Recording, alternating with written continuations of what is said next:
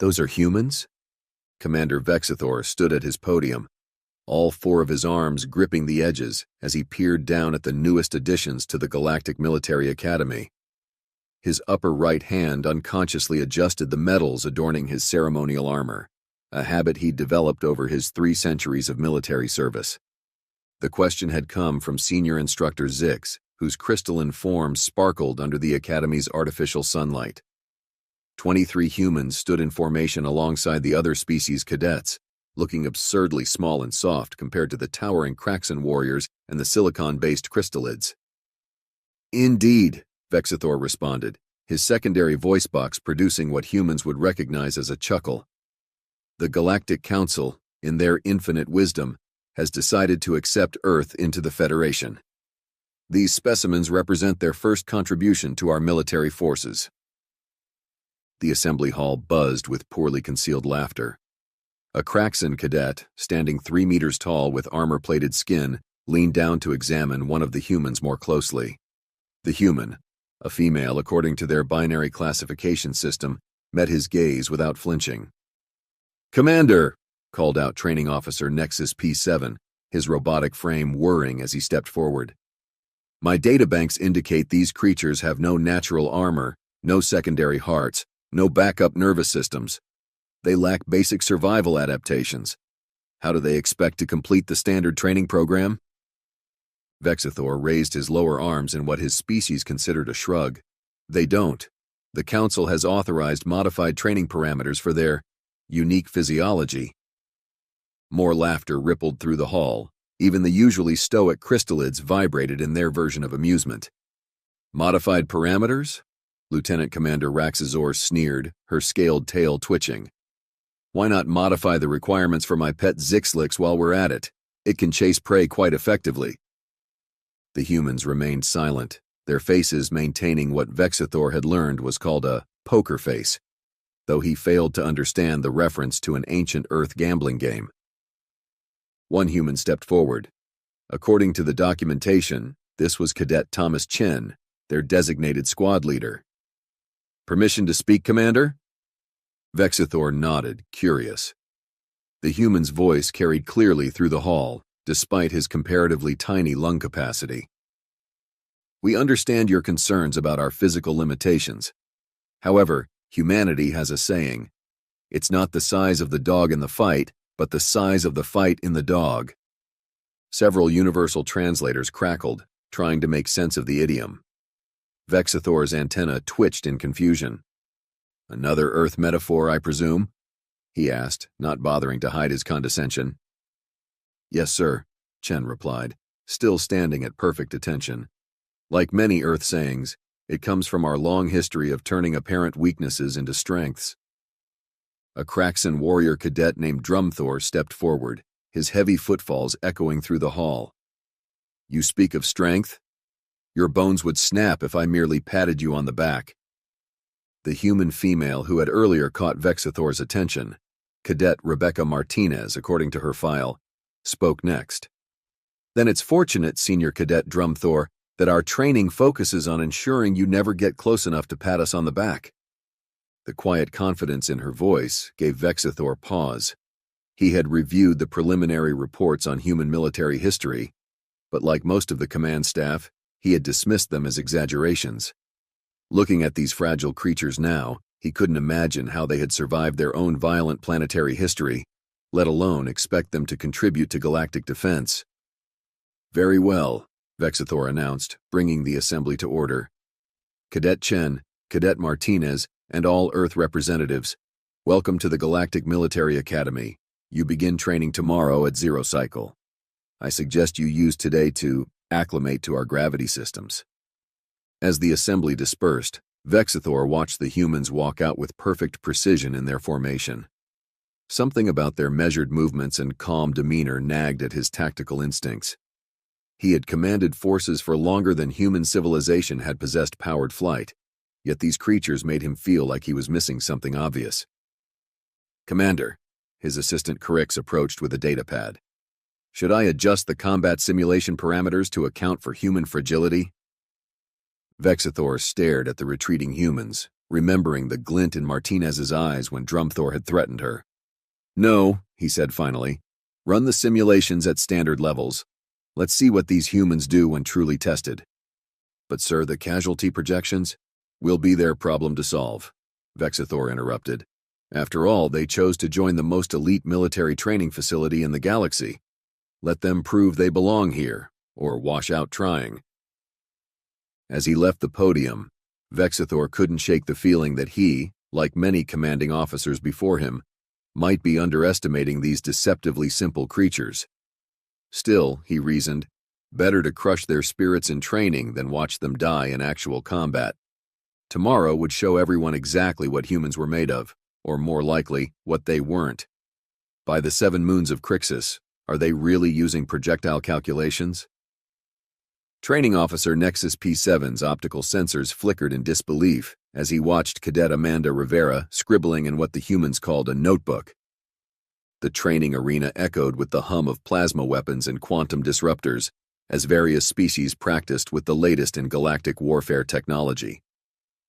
Meanwhile, the humans huddled in their section, drawing diagrams and running numbers like primitive savages.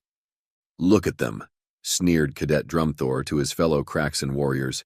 "Their arms can barely support the weight of a standard plasma rifle. No wonder they're hiding behind paper and primitive mathematics." Rivera ignored the comments, her pencil moving faster across the page. Next to her, Thomas Chen tested the weight distribution of a quantum disruptor, while Rebecca Martinez measured the recoil pattern of a plasma rifle using a self-made pendulum setup. "Cadet Rivera!" Nexus P7 rolled toward their station, his mechanized frame towering over the humans. "The targeting computer handles all calculations. Why waste time with manual computations?" Rivera looked up, pushing her dark hair from her eyes. "With respect, sir, computers can be hacked, damaged, or jammed. We're learning the weapons inside and out, so we can use them effectively, even if systems fail." A crystallid cadet named Prism X vibrated in amusement, sending rainbow refractions across the training room. "These humans think they'll have time for mathematics in the middle of a firefight. How charmingly primitive." "Time for a practical demonstration," announced Lieutenant Commander Raxazor, her scaled tail curling with anticipation. "Rivera, since you're so interested in calculations, take the advanced course. Let's see how your primitive methods hold up." The training arena's holographic systems hummed to life, creating a complex battlefield scenario. Floating platforms materialized at various heights and distances, each holding holographic targets that moved in unpredictable patterns. "Standard qualification requires hitting 15 targets in 30 seconds, Raxazor explained, her fanged smile suggesting she expected entertainment rather than success.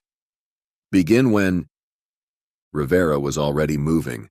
She shouldered the plasma rifle with practiced ease, her movements fluid despite the weapon's weight. The first shot caught a target dead center. The second and third followed in rapid succession. The arena fell silent, except for the sound of plasma bolts finding their marks. What shocked the observers wasn't just her accuracy, it was her efficiency. While most cadets relied on the targeting computer's suggested leading patterns, Rivera's shots anticipated target movements based on her calculations. She wasn't shooting where targets were, but where they would be. 23 hits in 28 seconds, announced the arena's scoring system. New course record. Nexus P7's processors whirred as he analyzed the performance. Impossible. The targeting computer indicates only an 87% chance of success for those shot trajectories. Computers calculate probability, Rivera replied, safing her weapon with practiced precision. Humans calculate possibility. Drumthor stomped forward, his massive frame vibrating with irritation. A lucky performance, but how will you fare in close combat training? Your species lacks natural armor, enhanced strength, or regenerative abilities. Tomorrow's session, then, Chen spoke up, standing beside Rivera. Full contact combat training, all species, all abilities. The training arena erupted in eager murmurs. The other cadets could barely contain their anticipation at the chance to put the humans in their place. Commander Vexithor, who had been observing silently from the control room, leaned forward with interest.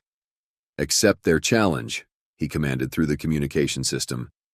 Let's see if these humans can back their confidence with combat prowess. As the cadets dispersed for the day, Rebecca Martinez approached Rivera. "You know they're going to come at us hard tomorrow, right?" Rivera nodded, adding final notes to her calculations. "That's exactly what we're counting on. They're so focused on what we can't do, they haven't bothered to learn what we can do." Later that evening, in the human cadets' quarters, Rivera led a strategy session that would have shocked their alien counterparts. Instead of practicing with advanced combat simulators, they were studying ancient Earth martial arts videos and military history. "They expect us to fight like them," Rivera explained to her fellow cadets. "But humanity didn't get where it is by fighting fair. We got here by adapting, by turning disadvantages into advantages." Chen smiled as he watched Rivera demonstrate a basic judo throw. "They think we're studying to overcome our limitations," he said. "They don't realize we're actually studying theirs." The next day would bring more than just a combat demonstration. It would bring a lesson in human ingenuity that the Galactic Military Academy would never forget. The combat simulation arena stretched across 2 square kilometers of artificially generated terrain. Commander Krell 9 watched from the observation deck as the various species took their starting positions. His cybernetic eye whirred, zooming in on the human squad. "This should be quick," Lieutenant Commander Raxazor said, her tail swishing with anticipation. "The humans are up against Drumthor's Kraxen squad first. I give them 2 minutes before surrender." The simulation parameters were simple. Each squad had to capture and hold 3 strategic points while eliminating opposing forces. Direct hits from training weapons would trigger paralysis fields, simulating combat casualties. "Begin simulation," Krell 9 announced over the command channel. The Kraxen squad moved with thunderous confidence, their heavy armor gleaming under the artificial sun. Drumthor led from the front, his massive frame carrying enough firepower to level a small building. But the human squad was nowhere to be seen. "Cowards," Drumthor's voice boomed over the combat net. "They're hiding instead of facing us with honor." Commander Krell 9 leaned forward, his artificial components humming with increased processing power. The humans had disappeared into the terrain completely, leaving no trace of their movement. The first sign that something was wrong came when Drumthor's rear guard suddenly dropped, taken out by precision shots from 3 different angles. Before the Kraxens could respond, their flanks were hit with a barrage of suppressing fire. "Impossible," Raxazor hissed. "The humans shouldn't be able to coordinate attacks without using combat networks." But they were. Using nothing but hand signals and pre-planned maneuvers, the human squad was systematically dismantling the Kraxen formation. "Sir," a technical officer reported, "we're detecting unusual modifications to the humans' training weapons. They've adjusted the power settings below recommended levels." Krell 9's cybernetic brain quickly calculated the implications. Lower power meant less energy signature, making their positions harder to detect. It also meant they could fire more shots without overheating their weapons. Drumthor's frustrated roar echoed across the battlefield. "Face us directly, you primitive cowards." "Contact front," a Kraxen warrior shouted just before their position erupted in chaos. The humans had rigged the local terrain monitoring systems to show false readings, creating phantom signals that scattered the Kraxen formation. Rebecca Martinez's voice crackled over the open channel. "You wanted to see us? Here we are." The remaining Kraxens turned to find the human squad had somehow flanked their position completely. Before Drumthor could reorganize his troops, precision fire from multiple angles triggered paralysis fields across his entire team. "Simulation complete," the arena's AI announced. "Human squad victorious. Time elapsed. 8 minutes, 17 seconds. The observation deck fell silent. Commander Krell 9's circuits processed the data repeatedly, searching for some explanation of how a physically inferior species had so thoroughly outmaneuvered one of the Academy's elite squads. "Next round," he announced, his voice modulator unable to completely hide his unease. "Humans versus Crystallid squad." The Crystallids approached the challenge differently, using their natural ability to bend light to create confusion and distraction. Yet, somehow, the humans had anticipated this strategy. Amanda Rivera's voice came over the command channel. "Permission to demonstrate an Earth technique called sonar, sir." Before Krell 9 could respond, the human squad deployed sonic pulses at specific frequencies. The pulses revealed the crystallid's positions without damaging their crystalline structures. What followed was another display of coordinated tactics that left the observers stunned. "They're learning and adapting to each species' strengths and weaknesses," Krell 9 muttered, his cybernetic eye recording every detail. "Not just reacting, but anticipating." The final round pitted the humans against Nexus P7's robotic squadron. The robots' networked combat systems should have given them an insurmountable advantage. Thomas Chen's voice came over the channel this time. "Ready to demonstrate why humans still play chess, sir?" What followed was a masterclass in psychological warfare. The humans leaked false data patterns into the combat network, causing the robotic squad to chase shadows while the real attacks came from unexpected angles. "They're not just fighting," Commander Krell 9 realized, his processors working overtime to analyze their tactics. "They're rewriting the rules of engagement with each encounter." The final scores flashed across the observation deck screens. The human squad had achieved victory in all three scenarios, using different tactics each time. Amanda Rivera stood before her squad as they gathered for debrief, her training weapon held with casual confidence. "Permission to address the command staff, sir?"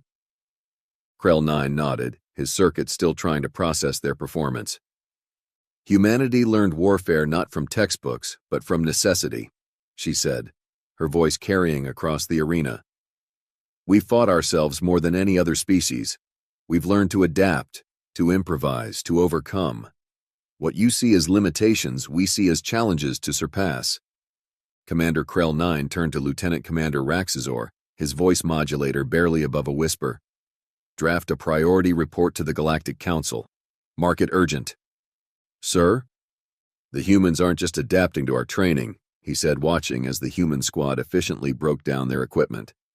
"They're redefining it, and that makes them more dangerous than any species we've encountered." "Surely you're overreacting," Raxazor began, but stopped when Krell 9's cybernetic eye locked onto her. "A species that can turn every disadvantage into an advantage? That can outthink our most advanced combat systems using primitive tools? That can unite and coordinate without technology we considered essential?" He paused, his processors finalizing their analysis. "We're not training them. They're studying us." As the human squad left the arena, Thomas Chen looked up at the observation deck and smiled.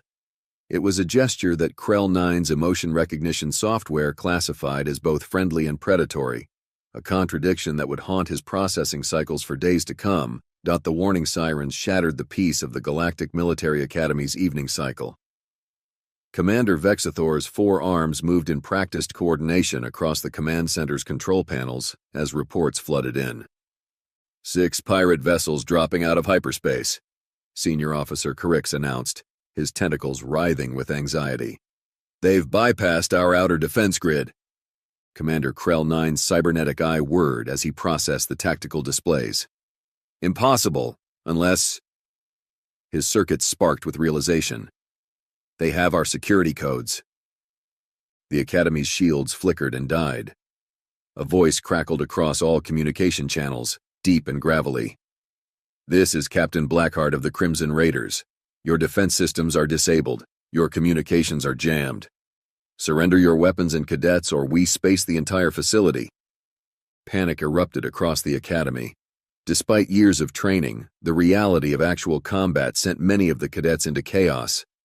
The crystallids vibrated at frequencies that threatened to shatter their forms. Even the mighty Kraxons bunched together defensively, their natural instincts overriding their training. "Status report," Vexathor demanded, watching as red warning lights blazed across his displays. "Pirates have breached access points in sectors 7, 12, and 15, Lieutenant Commander Raxazor reported, her tail thrashing anxiously.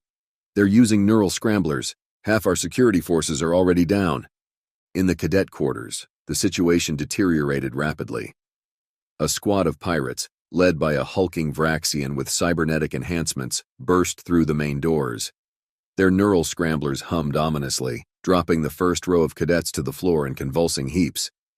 Drumthor, for all his previous bravado, felt his armored knees weaken. These weren't training simulations.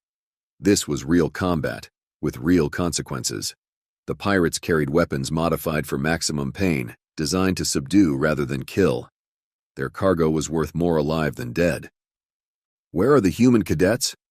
Commander Krell 9's question cut through the chaos of the command center. His cybernetic eyes swept the surveillance feeds, searching. "Sir," Carix called out, "engineering reports the humans requested access to the maintenance shafts 10 minutes before the attack. They said something about practicing low-gravity maneuvers." Vexithor's antenna twitched. "Before the attack? How could they?" A new voice broke through the command channel. Amanda Rivera's tone was hushed but steady. "Command, this is Cadet Rivera. We're in position. Request permission to execute Emergency Protocol 7. "There is no Emergency Protocol 7, Raxazor snapped. "There is now," Rivera responded. Thomas Chen noticed the communication buoys were cycling irregularly during morning drills. Rebecca Martinez recognized the pattern from Earth's historical naval battles, pirates testing defense frequencies. Commander Krell 9's processors whirred. "You knew they were coming?" "We suspected. Didn't have enough proof to raise an alarm, but enough to prepare. Sir, we have a plan, but you need to trust us. And we need access to the Academy's maintenance control systems." Vexithor's 4 hands clenched and unclenched as he watched another group of security officers fall to the pirates' neural scramblers. The Academy was falling. His cadets, the future of galactic military might, were being rounded up like cattle. "Permission granted," he said finally. "Whatever you're planning, do it fast." The pirates had breached the central atrium when the first sign of resistance appeared. The maintenance shafts above them suddenly burst open, releasing clouds of coolant gas. The pirates' thermal imaging systems overloaded, filling their visors with static. "What the?" Captain Blackheart's curse was cut short as the atrium's artificial gravity shifted wildly. Years of space combat meant nothing as pirates found themselves floating helplessly, their neural scramblers useless without solid aim. Thomas Chen's voice came over their hijacked frequency. "Fun fact about humans. We trained for zero-gravity combat before we even left our planet's atmosphere, just in case." The human cadets dropped from the maintenance shafts, using modified grappling lines to maneuver through the chaos. Their movements were precise, practiced, as if they'd rehearsed this scenario countless times. "Another fun fact," Rebecca Martinez added, as she disabled 3 floating pirates with precise shots from a modified stun weapon. "Humans invented piracy. Then we invented anti-piracy tactics." The command center watched in astonishment as 23 humans systematically took apart a pirate force 5 times their size. They used the environment as a weapon, shifting gravity zones to create choke points, venting atmospheric gases to disorient enemy sensors, and turning the Academy's maintenance systems into an urban warfare playground. "Sir," Carix reported, his tentacles trembling with excitement rather than fear now. "The humans are herding the pirates toward the cargo bays. They've turned the loading mechanisms into makeshift prison cells." Commander Krell 9's circuits nearly overloaded trying to process the humans' unconventional tactics. They weren't just fighting back, they were controlling the entire battlefield, turning the pirates' attack into a carefully orchestrated trap. Captain Blackheart's voice roared over the command channel one final time. "What kind of demon spawn are you?" Amanda Rivera's response was calm, almost cheerful. "Just humans, Captain. But you really should have done your research. Pirates tried to raid our schools back on Earth once upon a time." A pause, followed by the sound of a stun blast. It didn't end well for them either. Within 47 minutes of the initial breach, the pirates were contained. The human cadets had suffered 0 casualties, while managing to capture most of the pirate force alive and relatively unharmed. Commander Vexithor stared at the aftermath displays, all 4 arms hanging limply at his sides. "How?" he asked simply. Rivera stood before the command staff, her training uniform slightly dusty but otherwise immaculate. "You taught us to fight like galactic warriors, sir, but we never forgot how to fight like humans. Sometimes the old ways are the best ways." The Academy's other cadets emerged from their hiding places, looking at their human counterparts with new eyes. Drumthor approached Thomas Chen, his massive frame somehow less imposing than before. "You knew," he said. "You knew they were coming, and you still went to regular training today. You acted normal." Chen shrugged. "The best ambush is the one they never see coming. Speaking of which," he turned to Commander Vexithor. "Permission to begin debugging the Academy's security systems? We noticed a few exploitable weaknesses while we were setting our traps." Commander Krell 9's final report to the Galactic Council that night was brief but pointed. "The humans aren't just ready for galactic warfare, they're redefining it. And thank the stars they're on our side." Commander Vexithor stood in the Academy's main security hub, watching Amanda Rivera direct operations with calm efficiency. The remaining pirates had barricaded themselves in the station's power core, threatening to overload the reactors if anyone approached. "They're expecting us to follow standard containment protocols," Rivera explained, sketching a quick diagram for the assembled cadets. "So we won't." Drumthor leaned his massive frame over the tactical display. "But the protocols are designed for optimal response. Any deviation risks catastrophic failure." "Exactly," Thomas Chen chimed in, adjusting the environmental controls. "They're counting on us being predictable, being optimal, being logical." He grinned. "Time to show them how illogical humans can be." Rebecca Martinez coordinated with a mixed squad of crystallids and Kraxons, teaching them Earth hand signals. "Current protocols say we need 3 hours to safely breach a barricaded position," she explained. "We'll do it in 15 minutes. Commander Krell 9's cybernetic eye whirred as he processed their plan. "You want to purposely trigger the emergency cooling systems? That's completely against safety regulations." "Pirates are using our own rulebook against us," Rivera responded, checking her modified weapon. "Time to throw that book out the airlock. Chen, start the symphony." Throughout the station, emergency klaxons began blaring in an erratic pattern. Temperature controls fluctuated wildly. Gravity shifted randomly in different sections. The pirates' communications filled with confusion and panic. "This is madness," Lieutenant Commander Raxazor hissed. "You're disrupting every system in the Academy." "No," Rivera corrected, watching the chaos unfold on the monitors. "We're conducting what humans call psychological warfare. Right now, those pirates think the station's systems are failing catastrophically." The human cadets moved through the Discord like they'd trained for it their entire lives. They'd equipped their alien squad mates with simple rope systems and mechanical pulleys, tools the pirates' high-tech scanners didn't even register as weapons. "The beauty of obsolete technology," Chen explained to a confused crystallid, "is that nobody expects it anymore." Inside the power core, Captain Blackheart's crew jumped at every mechanical groan and emergency alert. Their sophisticated combat systems were overwhelmed with conflicting data. The station seemed to be tearing itself apart around them. "Status report," Blackheart demanded. "Systems are going haywire," his technical officer responded. "Nothing matches known emergency protocols. It's like the station itself has gone insane."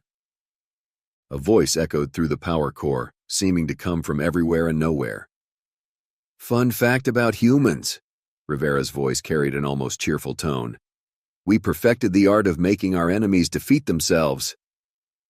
The pirates barely had time to register the meaning of her words before the emergency cooling systems engaged, filling the chamber with high-pressure coolant fog. As they raised their weapons, simple rope snares, deployed through maintenance ports, yanked their feet out from under them. "Another fun fact," Martinez's voice joined in. "Humans wrote the book on piracy. Then we wrote the book on anti-piracy. Then we wrote a few more books just for fun." The mixed squad of human and alien cadets breached the power core from multiple angles.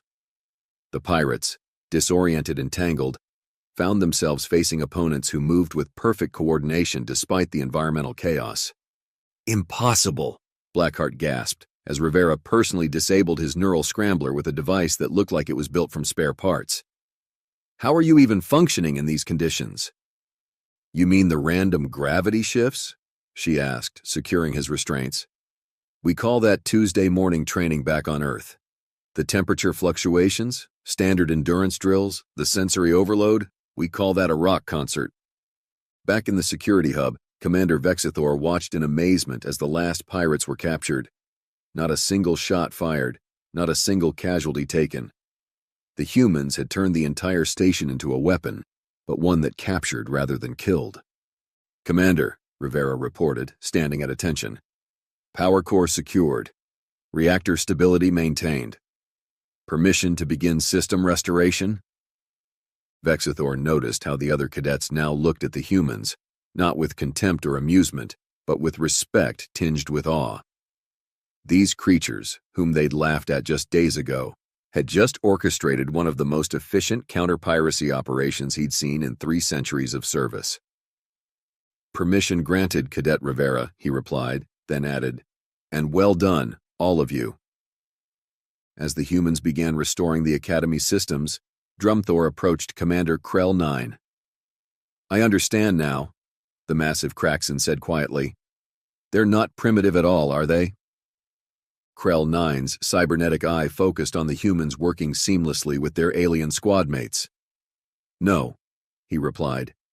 "There's something far more interesting. They're survivors who never stopped learning how to survive. They're making their final push." Amanda Rivera's voice cut through the command channel as the remaining pirate ships attempted a desperate rescue of their captured crew. "All squads, execute Operation Thunderstrike." Commander Vexithor watched in fascination as the human battle plan unfolded. Rather than following standard defense protocols, the Academy's forces had split into smaller, more agile units, each led by a human cadet. "Sir," Thomas Chen called from his tactical station, "permission to show them why humans still study ancient naval warfare?"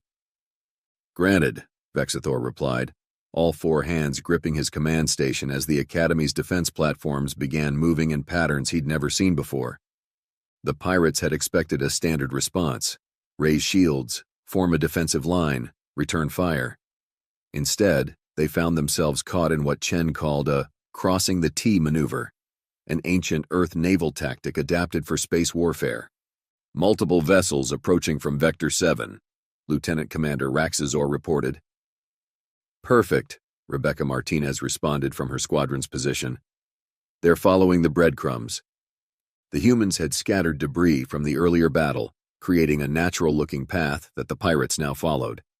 It led them directly into a kill zone between strategically positioned defense platforms. "Now!" Rivera commanded.